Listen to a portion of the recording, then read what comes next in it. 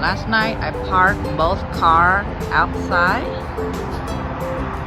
in the rain. Now when I wake up, look at this one. This one has ceramic coating. So there are water here, but not as much.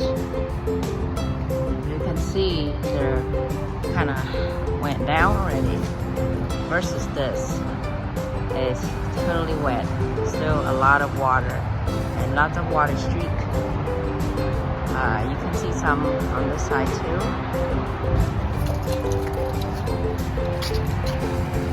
In this area, this is the one with non-ceramic coating, and this has ceramic coating.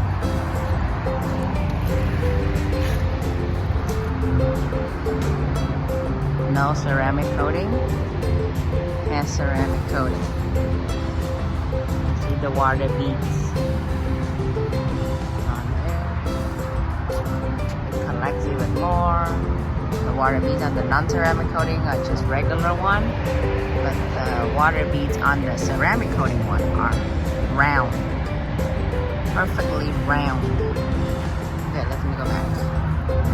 Not perfectly round, just water drops. That's why we got ceramic coating for our car.